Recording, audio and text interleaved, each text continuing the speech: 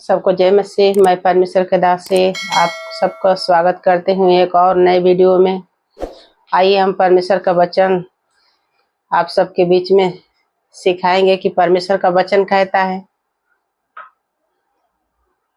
कि अंधा अंधे को मार्ग नहीं बता सकता है, लेकिन वचन में लिखा है मत्ती 20 और वचन 19 में लिखा है कि प्रभु यीशु सेवकाई करके जब हीरो से आ रहे हैं तो बाइबल में लिखा है उस जगह 2 अंधे थे और 2 अंधे प्रभु यीशु को पुकार पुकार के कह रहे थे कि हे दाऊद के संतान हम पे दया कर, हे दाऊद के संतान हम पे दया कर।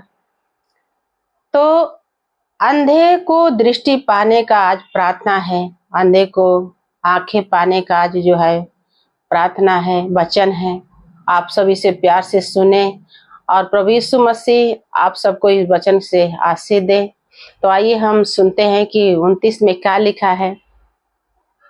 जब यीशु यरीहो से निकल रहे थे तो एक भीड़ उसके पीछे हो ली और वह अंधे जो सड़क के किनारे बैठे थे यह सुनकर कि यीशु जा रहा है, पुकार के कहने लगे, हे प्रभु दाऊद के संतान हम पर दया कर। लोगों ने उसे डांटा परंतु वो चुप न रहे।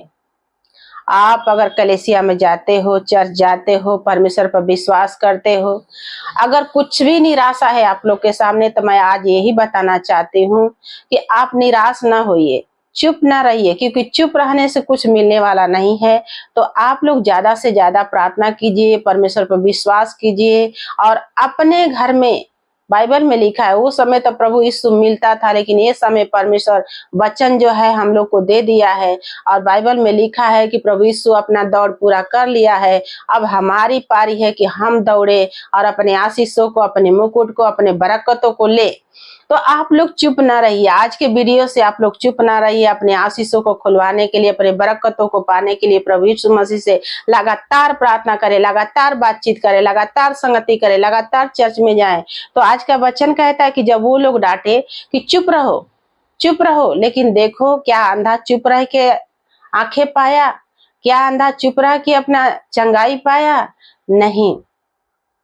आप लोग भी कोई भी ऐसा काम है जो आपको ऐसा दिखाई दे रहा है कि मतलब हमको अटैक कर रहा है, तभी भी आप अपने परमेश्वर के वचन को अपने जीवन में लेके, अपने मन में लेके, अपने हृदय में लेके आगे बढ़ते रहो, चलते रहो, क्योंकि बाइबल में लिखा है 32 में आप लोगों को बताती हूँ कि तब यीशु ने खड़े होकर उन्हें बुलाया और कहा, तुम क्या चाहते हो कि तुम्हारे लिए किया जाए?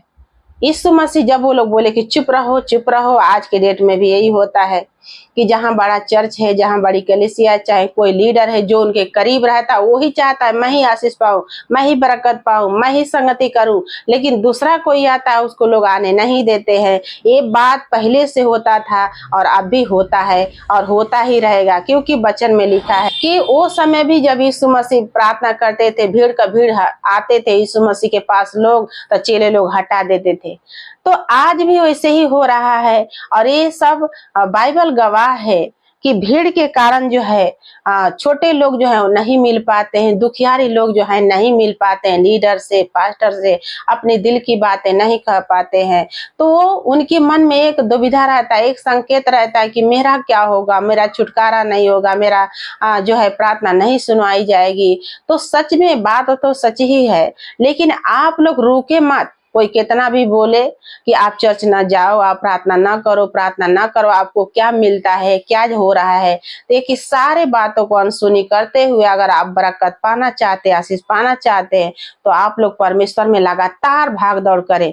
देखिए सब लोग बोले कि अंधों को कि चुप रहो, अंधा शांत नहीं हुआ तो उसका रिजल्ट क्या हुआ? यीशु मसीह स्वयं बुलाया और यीशु मसीह ने कहा कि मैं तुम्हारे लिए क्या करूं।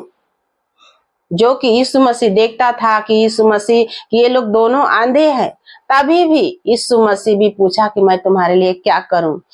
तो आपका भी प्रार्थना अगर ऐसा कहीं रुका है तो आप लगातार बने रहिए, आपके लिए स्वर्ग से स्वर्गदूत आएगा। क्योंकि आप देख सकते हैं मत्ती 33 में 20 का 33 में कहता है कि उन्होंने उसे कहा, हे प्रभु, यह कि हमारी आंखें खुल जाए।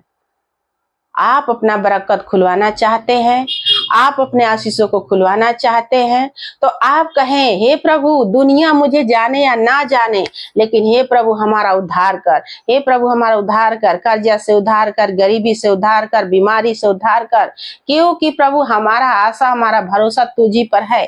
आप लोग कहें, प्रार्थना में कहें, विश्वास से कहें, चर्च लगातार जाए, संगति लगातार करे। परमेश्वर आपको विश्वास को देखता है और आपको बढ़ाएगा। उसका वादा है, उसने बाचा वादा है, ये नई बाचा है, उद्धार पाने के लिए, चंगाई पाने के लिए, आशीष पाने के लिए, बरकत पाने के लिए। लेकिन कभी कभी ऐसा होता है कि प्रभु भी आपके दिल की बातें जानना चाहता है। जिस प्रकार यीशु ने कहा कि मैं तुम्हारे लिए क्या करूं, तो प्रभु भी आपसे पूछना चाहता है कि हे मेरे बेटी, हे मेरा बेटा, तू इंतजार करता है, मैं तुम्हारे लिए क्या करूं। तो मैं आज ही बोलती हूँ कि आज परमेश्वर का वचन आपको उद्धार कराएगा, आपको आशीष दिलवाएगा, चंगाई दिलवाएगा। परमेश्वर का एंजल आएगा आपको उद्धार करने के लिए। आप चुप न रहिए, अंधे को जैसे आप भी पुकारिए, अंधे के जैसे आप भी चर्च जाते रहिए, और लगातार संगति कीजिए, और परमेश्वर इस वचन से आप लोग को आशीष दे। हालेलुया, आमीन।